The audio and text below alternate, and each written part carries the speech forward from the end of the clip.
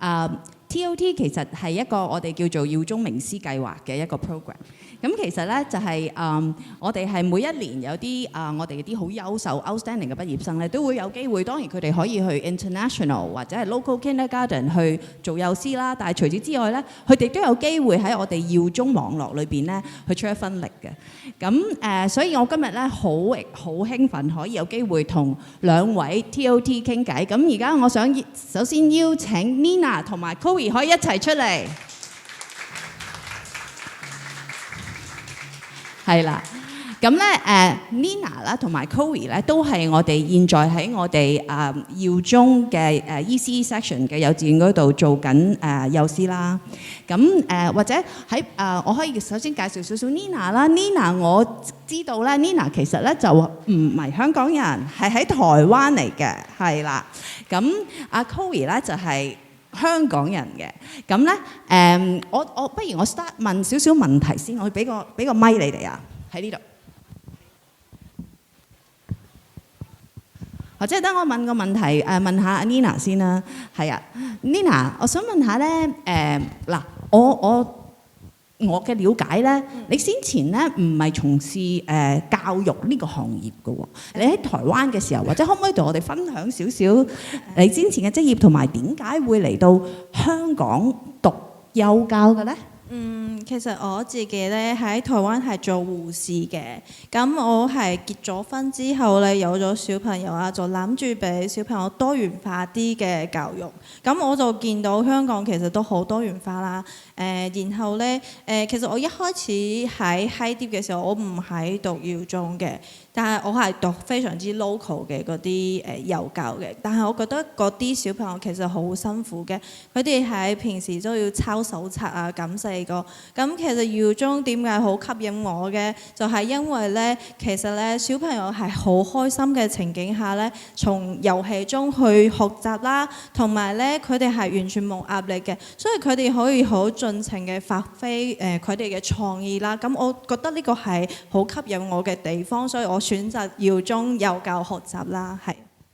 多謝晒你 Nina。咁或者我哋又再問一問 Chloe 啊 ，Chloe 你又同我哋分享下你有啲乜嘢 aspiration？ 你會從事幼教行業，或者係可能你而家喺耀中嘅學校裏邊做緊幼師啦。你個體驗係點樣？有冇啲咩特別嘅挑戰？你會想係 overcome 咁樣呢？咁咧，我初頭揀幼教就係因為好中意小朋友啦，都好中意同佢哋一齊成長嘅。成個過程係好開心啦，見到佢哋一步一步咁進步，學到唔同嘅嘢啦。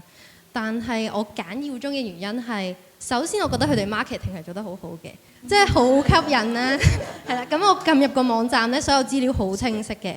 咁我又可以喺本地學校啦，又可以喺國際學校嗰度實習，都好吸引啦，真係。因為我對國際學校嘅認識都唔係太多啦，我由幼稚園到中學都係喺 local 嘅學校嗰度學習啦。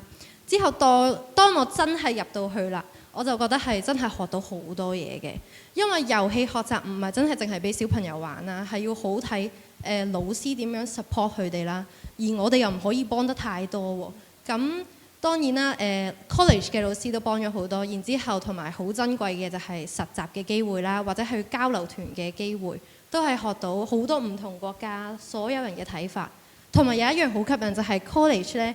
好多學生都係唔同國籍嘅，咁我哋可以聽到好多唔同人哋嘅 experience 啦，所有嘢都係喺唔同角度出發啦，其實都好幫到我哋自己個人成長嘅，即係你成個人係會再 open-minded 啲啦，你聽到唔同嘅觀點咧，你係唔會去 judge 人哋先嘅，即係你可能你會自己消化啦，然之後再諗更多嘅嘢。好多謝晒阿 Nina 同阿 Chloe 嘅分享啊！咁頭先咧我覺得Chloe 啱講咗啦，其實我哋學院真係一個好 diverse 嘅 environment 嚟嘅。我哋有差唔多40% 嘅學生其實係唔係講華語嘅，即係佢哋係 ethnic minority 或者係 from 唔同嘅國家。咁我哋學院亦都係有好多獎學金啊、助學金嘅機會，都係多謝大家嘅 support 先至可以令到我哋啲學生可以比較無後顧之憂咁去追尋佢哋嘅幼教嘅夢想啦。咁所以呢一方面咧，真係我哋再一次好多謝大家，亦都好多謝 Nina 同埋 Chloe 嘅分享。咁係接下來咧，我仲有一位同學好想介紹佢出嚟俾大家識㗎。佢就係我哋嘅研究生，佢叫做 Pelinda。Now I'm gonna switch language again because Pelinda actually joins us from Cambodia. 咁Belinda 咧，she is also our Belt and Road Scholarship recipient this year. So thank you for joining us, Pelinda. And so Pelinda, my understanding is, as this is our founding cohort, you've just been in Hong Kong not too long, right? And trust that although, in our college, we do have, you're actually staying right next door at South Nest. Yes. So can you share with us your experience in Hong Kong now coming from Cambodia? What encouraged you to take this step, to leave Cambodia and come to Yu Chung College of Early Child Education to study our postgraduate. It's actually a PGDE program. So Pelinda will be able to teach as well in Hong Kong afterwards. Thank you, Ms. Vinny, for the questions. Honestly speaking, it was the scholarship that encouraged me to come here. Be able to receive the scholarship has always been my dream. And especially now, without it, I wouldn't be able to fly away from home and pursuing my passion here in Hong Kong.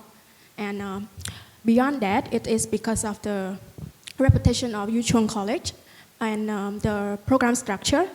The postgraduate program give me not just the theories learning, but we also have to go and teach, especially in the international setting.